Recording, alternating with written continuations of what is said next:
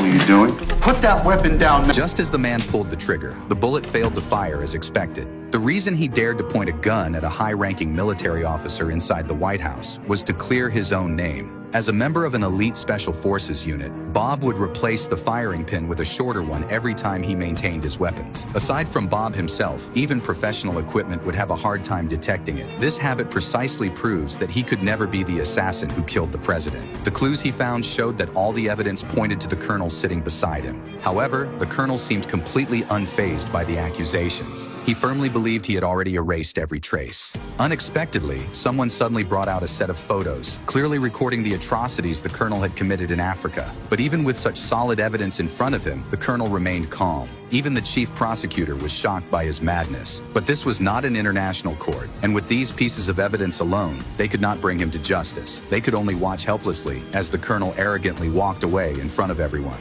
Since the legal route was not going to work, the prosecutor simply gave a secret order. And justice does not always prevail, even though sometimes that's exactly what's needed.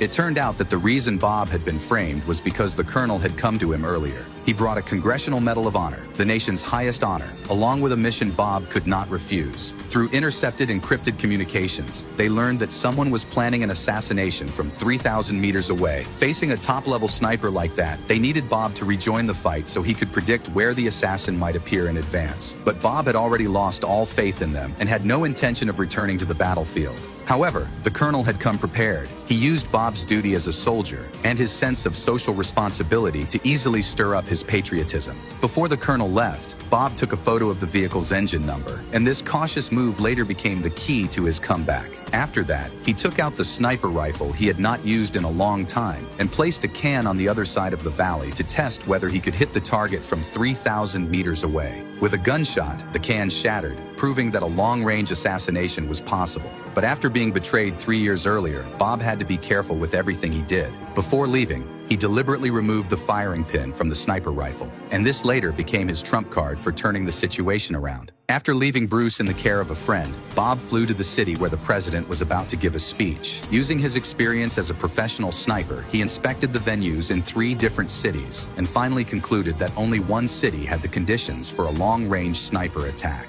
Baltimore's narrow streets would affect the airflow. Washington's dense buildings would limit the shooting space. From the killer's point of view, Philadelphia was without a doubt the only feasible location for the assassination. There were as many as 6 unobstructed shooting positions, and every one of them was within effective range. The colonel highly praised Bob's analysis and used the opportunity to suggest that Bob take a position at the command post to oversee the operation. After being praised, Bob lowered his guard and was completely unaware that he was falling into a trap step by step. As expected, the speeches in Washington and Baltimore went well, and now only the final stop, Philadelphia, remains. The colonel also adopted Bob's suggestion and made arrangements at the 6 positions in advance. However, from his hidden observation post, Bob sensed that something was wrong with his sharp instincts. The area around the podium was covered with ribbons. If a gunman fired from a high position, those ribbons could be used as wind indicators. He tried to remind the colonel to seal off the church, but the colonel ignored Secret Service procedures and brought a regular police officer with him. The man's words and behavior were both suspicious, and even his gun holster was not properly fastened. But since the president's motorcade had already arrived, Bob did not keep looking into it. What he never expected was that inside the church tower, a sniper rifle was already adjusting its trajectory according to the parameters. By the time the wind speed, humidity, and the president's position all reached the best shooting conditions for the sniper, it was already too late for Bob to stop it. Win matches is set up. Take them now. Send in the ERT team. Take out the